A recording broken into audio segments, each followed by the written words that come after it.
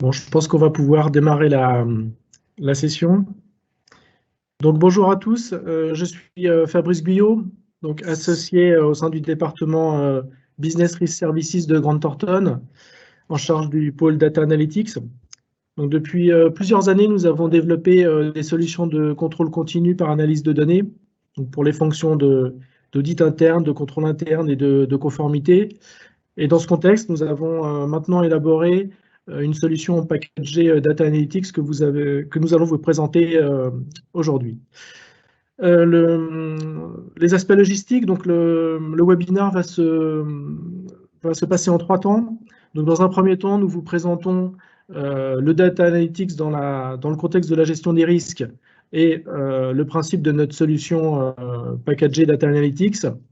Dans un second temps, nous réaliserons une démonstration et dans un troisième temps, nous garderons 10 à 15 minutes pour les questions-réponses. Donc le webinaire sera co-animé avec Xavier Biraud, que je vais laisser se présenter. Bonjour à tous, Xavier Biraud, donc je suis manager au sein du pôle data de l'équipe Business Risk Services. Donc ça fait maintenant plus de 6 ans que je travaille aux côtés de Fabrice Guyot, donc sur de la conception d'indicateurs à la demande ou du déploiement de solutions data analytics. Merci Xavier.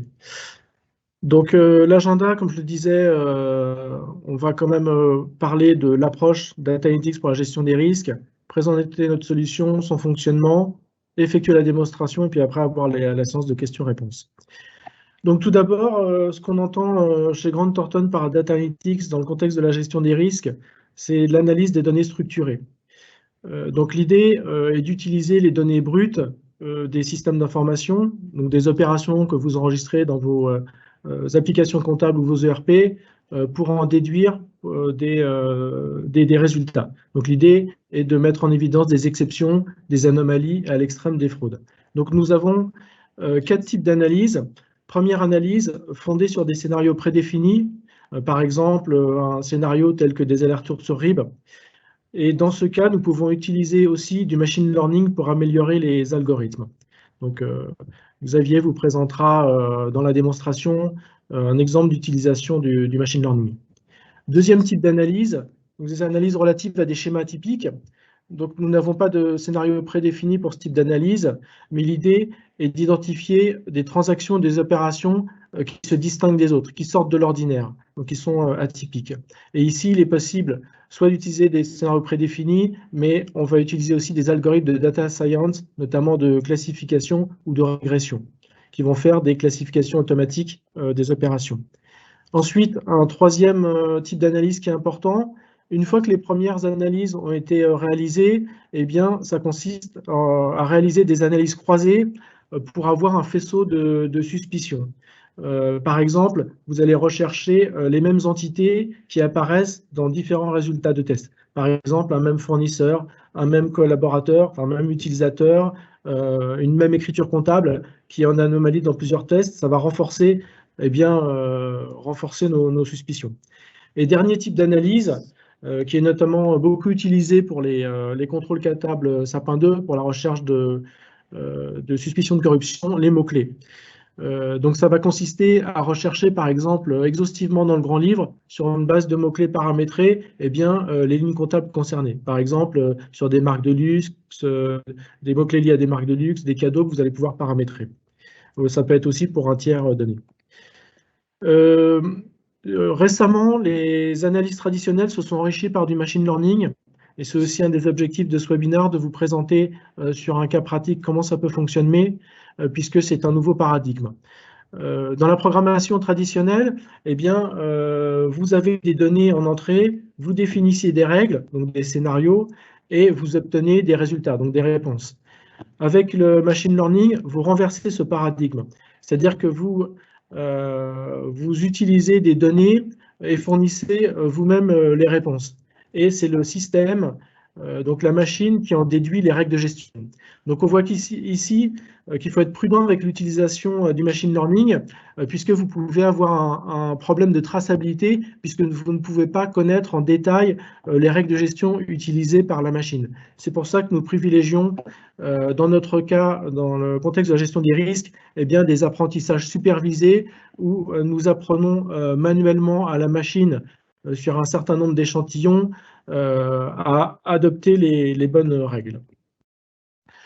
Donc le processus data analytics, donc le premier, le prérequis, d'avoir une solution automatisée qui permet de collecter les données et de les analyser, mais c'est uniquement un prérequis. Et j'ai envie de dire, il est aussi important de prévoir en amont un dispositif d'exploitation des résultats. Pourquoi? Puisque vous allez vous retrouver avec un certain nombre d'analyses, de résultats à analyser, et vous devez prévoir en amont eh bien, un dispositif qui est capable de réaliser les investigations et des personnes qui vont pouvoir faire la supervision. Donc on est sur une approche à 4 étapes. Donc l'automatisation qui va vous générer automatiquement des résultats. Donc là, on va affiner les résultats pour avoir éliminer les faux positifs. Donc ça va être le travail au départ de notre travail chez Grant Thornton, d'améliorer au maximum les algorithmes. Ensuite, on va vous les livrer dans un format convivial, dans notre cas Power BI, pour que vous puissiez faire de la détection. Et ensuite, vous allez avoir une partie d'investigation. Vous allez unitairement sur les anomalies qui sont restituées, et vous allez donc faire des entretiens, aller vérifier les pièces originales pour confirmer ou non l'exception et pouvoir conclure sur le risque identifié. Et enfin, dernière étape, c'est une étape de supervision. Vous allez notamment élaborer des plans d'action en fonction des anomalies de processus qui ont été identifiés, et vous allez suivre l'évolution des indicateurs de risque ou de contrôle au fur et à mesure de temps pour vérifier l'efficacité de vos plans d'action, donc vérifier en gros que le taux d'exception diminue. Donc la solution Grant Thornton Data for Risk, donc l'idée c'est d'avoir une solution multidomaine, donc à la fois sur de la qualité comptable, de l'anticorruption, le risque tiers, de la conformité, et on est centré sur le périmètre finance. Donc la solution comporte plus de 50 contrôles, et l'idée c'est de sélectionner les contrôles qui sont pertinents dans votre contexte. Zéro coût d'infrastructure, dans le sens où c'est une solution externalisée et les traitements sont faits dans notre infrastructure sécurisée. Adapté à vos besoins, puisqu'on prévoit des paramétrages qui permettent de contextualiser les contrôles. Et puis, sur base de technologies reconnues que Xavier va vous préciser. Donc, le type de contrôle qu'on prévoit, donc pour illustrer l'aspect multi-usage, donc on a des contrôles qui vont avoir trait à la fiscalité, à la fraude, à la qualité comptable, à l'anticorruption et au contrôle interne. Donc si on prend un exemple, un contrôle de base qu'on va faire systématiquement, bien sûr, la réconciliation entre le grand livre et la balance générale. Donc l'objectif est d'avoir effectivement d'être sûr qu'on a l'exhaustivité de vos écritures comptables. Donc on va adresser un risque de qualité comptable, mais aussi de fraude, si on imagine que quelqu'un a supprimé volontairement des écritures puisqu'elles sont litigieuses et il ne veut pas qu'on en retrouve la trace. Donc on traite ces deux aspects. Ensuite, si on prend un autre exemple, par exemple les fournisseurs génériques, nous sommes sur un risque d'achat non autorisé, donc qui va couvrir plusieurs domaines, potentiellement un domaine de fraude, puisque un fraudeur peut plus facilement utiliser un fournisseur générique pour détourner un paiement. Ça va être moins voyant qu'un fournisseur classique géré par les achats. Ensuite, c'est un sujet aussi qui intéresse le contrôle interne, puisqu'en général, les fournisseurs génériques sont réservés à certaines natures de dépenses bien définies, par exemple des restaurants, des achats, pas de fleurs, donc des natures de dépenses qui sont non récurrentes. Et si une personne utilise les fournisseurs génériques pour faire des achats qui devraient passer par un processus achat, donc là, on va être sur un aspect contrôle interne de non-respect de procédure. Donc, on voit que l'idée des contrôles qu'on propose sur les différents cycles, donc comptabilité fournisseur, comptabilité client, comptabilité générale, l'idée, c'est d'avoir un domaine assez large, sans oublier la fiscalité. Je vais laisser la main à Xavier qui va vous présenter le détail technique de la solution. Merci Fabrice. Je vais juste partager mon écran. Voilà, donc je disais l'objectif effectivement, donc on est parti sur une technologie Microsoft SQL Server à laquelle on est venu à adosser Python qu'on a intégré dans l'instance SQL Server pour permettre justement de pouvoir faire évoluer la solution et étendre les capacités du Data Analytics classique en y ajoutant les fonctionnalités de Machine Learning. Donc, de manière générale, la solution technique repose sur 4 socles. Un socle sur l'intégration des données. Donc là, on va être sur du partage de données SFTP qui va permettre d'intégrer les données clients, donc que ce soit par exemple du FAQ, des bases fournisseurs. Ensuite, on va avoir une partie, un socle d'analyse des données, donc avec le Microsoft SQL Server et le Python qui est adossé au serveur. Et puis un socle d'exploitation de premier niveau, donc là qui va être matérialisé par la solution Power BI Service que Fabrice vous présentera en détail tout à l'heure, donc qui permet d'avoir un premier niveau de restitution au regard des analyses qu'on exécute sur le moteur SQL Server. Et puis on a le dernier socle, donc qui est l'exploitation de second niveau, voilà, qu'on peut faire avec par exemple un outil comme iBound qui permet d'investiguer sur les résultats d'analyse et d'aller plus loin dans l'investigation. Donc c'est une solution qui est sécurisée. En matière d'hébergement, il faut savoir que les données sources clients sont stockées à Neuilly, donc dans nos locaux, sur nos serveurs, et les paramètres de lancement de résultats sont hébergés quant à eux en Europe. Voilà. Donc les données sources ne sont pas dans des data centers en Europe, c'est uniquement les paramètres de lancement et les résultats. Et enfin, pour la convivialité et l'échange en termes des activités de support ou de demande utilisateur, on met à disposition des clients une plateforme de ticketing pour favoriser justement les échanges avec les équipes Grant Thornton. Voilà. Donc, dans le fonctionnement de la solution, quand on est dans une approche de déploiement, donc on va être le déploiement va se dérouler en 3 phases. Donc, on va commencer par des ateliers de revue des risques et de sélection des contrôles. Donc, c'est là où on va analyser la cartographie des risques existantes et au regard de notre bibliothèque de contrôle, on va identifier et faire des liens entre les contrôles la cartographie des risques et les contrôles que nous avons au sein de notre bibliothèque, qui vont permettre soit de se substituer complètement au contrôle qui était fait auparavant et assurer la réponse au risque, ou alors venir compléter justement la démarche de contrôle. Donc on prévoit en général un atelier par domaine, donc un atelier pour la comptabilité générale, un atelier pour les clients fournisseurs, etc., pour revoir donc les contrôles qui sont pertinents à intégrer. Ensuite, on va avoir une partie de saisie des paramétrages entraînement. Donc c'est là où on va dire, au regard des contrôles qui ont été sélectionnés sur étagère, donc là dans notre bibliothèque de contrôle, quels vont être les paramètres qui vont permettre d'affiner l'exécution de ces contrôles. Donc par exemple, quand on est sur des contrôles qui touchent à des comptes, des nomenclatures de comptes PCG, c'est ici qu'on va renseigner les comptes qui nous intéressent. Donc, vous saisissez les paramètres, ils sont enregistrés et ils vont être réutilisés donc du coup lors de l'exécution sur le moteur SQL Server. C'est aussi durant cette étape qu'on va entraîner le modèle de machine learning donc sur la base d'un jeu de données. Donc, vous nous fournissez un jeu de données avec une description des cas que vous souhaitez identifier et donc nous on va entraîner le modèle pour justement retrouver ces cas. Et enfin, on a une dernière étape donc, de collecte des données, donc, qui consiste à définir les modalités de collecte des données. Donc, c'est une étape qui est capitale parce que de la qualité des données qu'on va recevoir dépend, la qualité des données qu'on va recevoir a un impact primordial sur la qualité des restitutions et des résultats.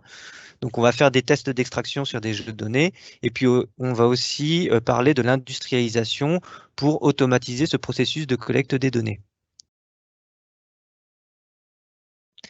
Voilà, donc on va passer à la démonstration. Donc en ce qui me concerne, je vais juste vous montrer la partie automatisation, donc le niveau 1, donc avec la saisie des paramètres et lancement et l'entraînement du machine learning. Et ensuite, Fabrice prendra la main pour les 3 autres points.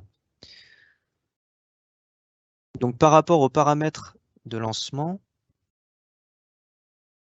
Donc, on va se mettre dans l'interface telle qu'elle apparaîtrait pour l'utilisateur.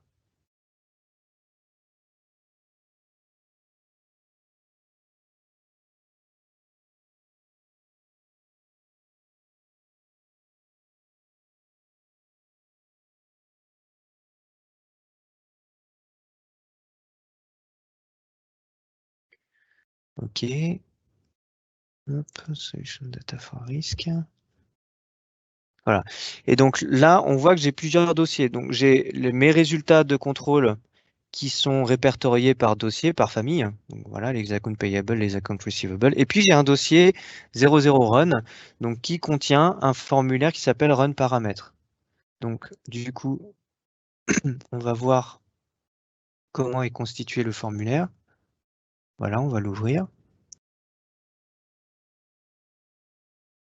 Voilà. Et donc c'est ici en fait que l'utilisateur va sélectionner la société sur laquelle il souhaite effectuer une demande de traitement, une demande d'analyse. Donc par exemple la société 1, la période de début. Donc là, je vais mettre par exemple, je vais prendre tout l'exercice 2020.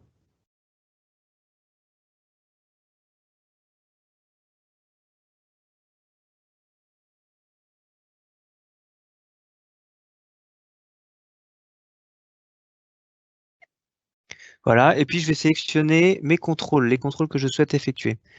Voilà, donc là, par exemple, j'ai pris les doublons de fournisseurs, donc sur le nom et le code postal. Et donc là, on voit que quand je sélectionne ce contrôle AP01, donc des vendeurs, je peux très bien choisir d'exclure des catégories de vendeurs spécifiques. Donc c'est une réponse qui est optionnelle. Hein. Si je ne veux pas exclure, je laisse à vide. Donc là, je vais laisser à vide.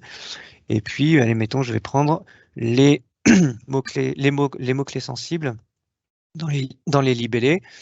Et donc là, c'est pareil, j'ai en option, donc là par contre, c'est un paramètre qui est requis. Donc je dois spécifier à l'algorithme, donner à l'algorithme ma liste de mots-clés encadrés par des guillemets, séparés par des points-virgules. Donc je l'ai préparé dans un bloc-notes. Voilà, donc on est sur des mots-clés classiques, hein, cadeau, champagne, argent, etc. Et donc là, une fois que j'ai fait ça, je vais soumettre mon questionnaire. Donc je vais retourner dans la collection et là, on va voir que le paramètre a bien été enregistré, donc j'ai un compte de 1. Voilà. Et donc là, on voit la réponse, donc du coup, mon questionnaire avec ma demande, société 1, exercice 2020, les contrôles et les paramètres optionnels que j'ai saisis. Donc là, ce qui va se passer derrière, donc ça, parce que là, on est sur la partie iBond, donc sur du Amazon Web Service. Donc ce qu'on va avoir, c'est qu'on va avoir un applicatif qui va venir chercher cette table que vous voyez ici et qui va l'intégrer donc sur le serveur SQL chez Grant Thornton et à partir de là va donner des instructions au moteur SQL pour lancer les analyses. On a le même type de formulaire. Donc je vais juste, je vais pas vous le montrer, mais on a le même type de formulaire ici pour la déclaration des faux positifs. Donc ça va être pareil, ça va être un formulaire où on va donner une règle pour écarter des faux positifs des résultats. Voilà. Donc maintenant, si on regarde l'entraînement du machine learning, donc on va être donc sur de l'interface. Donc là, on est sur du Python Jupyter. Donc je suis d'accord avec vous, c'est pas la plus belle interface qui existe au monde. Hein, on en a vu des bien mieux. Mais cette interface, il faut bien se dire que cette interface, c'est une interface technique, d'accord? C'est pas une interface qui l'utilisateur final, le client n'a pas vocation à utiliser cette interface. Et là, c'est nous, par contre, ici dans cette interface que nous, Grant Thornton, allons entraîner le modèle. Donc pour cela, on va intégrer un fichier. On va catégoriser, faire des traitements pour mettre au propre les données qui nous intéressent, les colonnes de données qui nous intéressent. Et puis, on va lancer l'entraînement du modèle. Et donc là, l'entraînement du modèle, ça va permettre en fait de saisir, c'est là où on va vraiment déterminer quels sont les cas qu'on veut faire remonter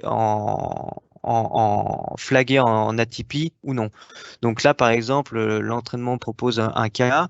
Donc on voit qu'on est sur la même période, donc c'est du mai 2018, des références de pièces qui sont différentes, le même fournisseur. Par contre, on a un montant qui est complètement différent. Donc là, moi, je considère que non. Donc je vais mettre N. On n'est pas sur un cas de faux positif, et donc, enfin un cas positif, etc. Et donc on va entraîner le modèle comme ça, et on va arriver à un fichier de ce type. Voilà. Et là, on voit bien, par exemple, que donc ici, on a nos identifiants de doublons, et on voit bien que sur le premier cap, par exemple, ben là, on est sur la même période, on est sur le même fournisseur, on a un montant, donc sur la première ligne qui est 838,8, un deuxième de 883. La référence de pièce, c'est exactement la même. Donc là, on peut se poser la question si on n'est pas sur un doublon ou sur un doublon avec une erreur de saisie du montant. Voilà. Donc là, c'est typiquement le genre de cas qu'on va vouloir investiguer. Et donc, du coup, je vais laisser la main à Fabrice qui va vous emmener côté Power BI pour la suite de l'exploitation des résultats.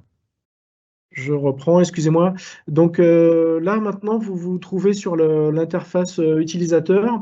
Donc, une fois que les résultats, que le lancement a été effectué, vous allez voir ce tableau de bord avec les résultats. Donc, les résultats, on les a regroupés par domaine, donc comptabilité générale, comptabilité fournisseur, client et fiscalité. Après, ça peut être organisé différemment, c'est comme ça dans notre standard. Donc, l'idée, c'est aussi d'avoir un tableau de bord dynamique, dans le sens où si vous sélectionnez, changez la période, eh bien, ça va mettre à jour le taux d'exception. Donc, en bas, vous avez les KRI, et ce qui est intéressant, c'est que vous pouvez voir les tendances. Donc là, j'ai des contrôles qui deviennent vides dans la mesure où sur cette période 2017, je n'ai pas d'exception, j'en ai uniquement sur 2020. Donc pour faire écho à ce que présentait Xavier avec le machine learning, donc l'idée c'était d'identifier les doublons de factures qui avaient été payés.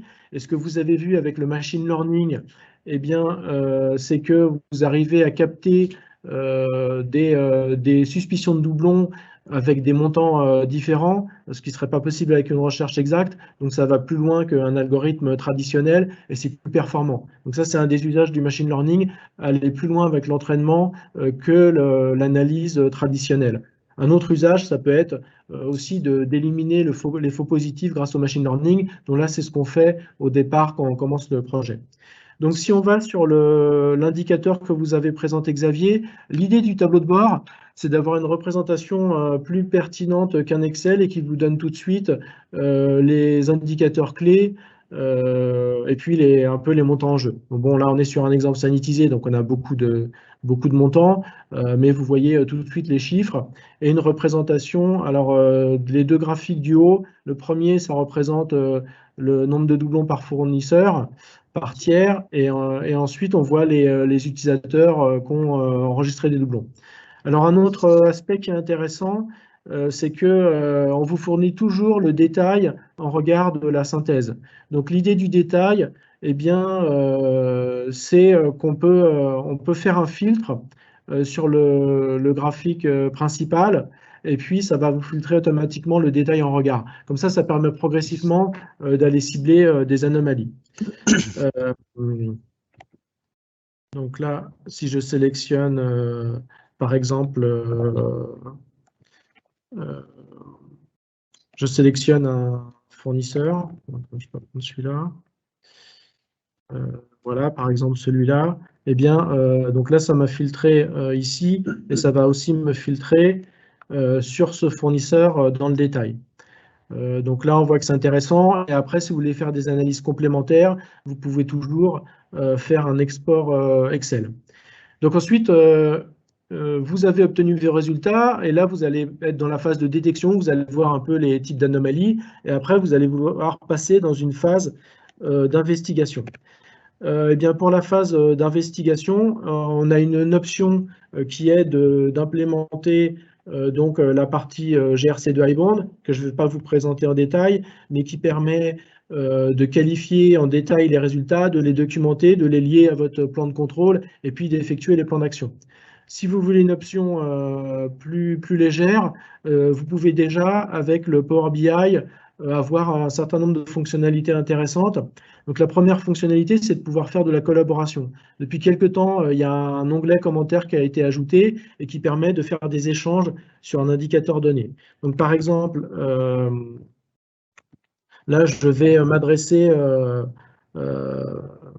un message pour que vous voyez. Donc pouvez-vous, s'il vous plaît, vérifier le fournisseur, le code fournisseur. Voilà, je le publie.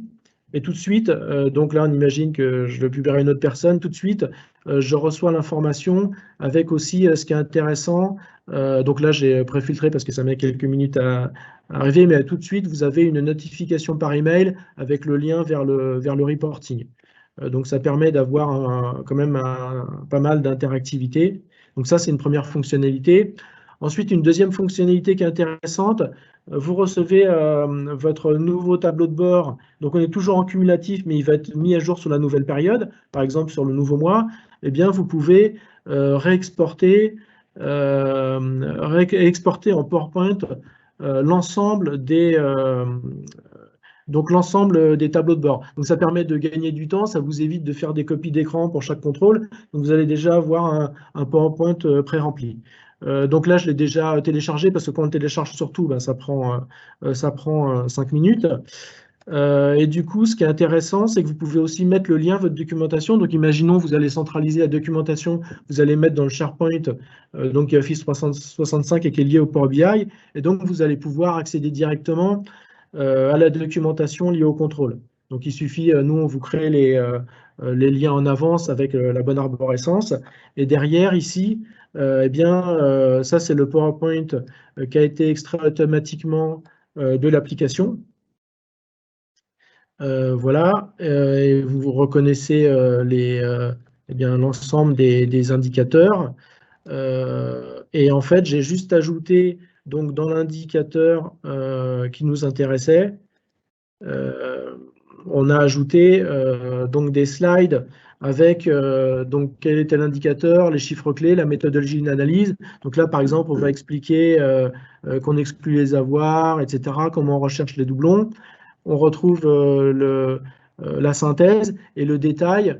Ce que vous pouvez faire, c'est ce qu'on fait nous souvent, vous faites une qualification directement sur l'Excel avec eh bien, un risque que vous avez identifié, vous classifiez par risque. Donc, il y a des doublons qui vont être sur le même risque, par exemple, référence similaire et même montant, qui va être un peu le risque maximum. Vous affectez une criticité.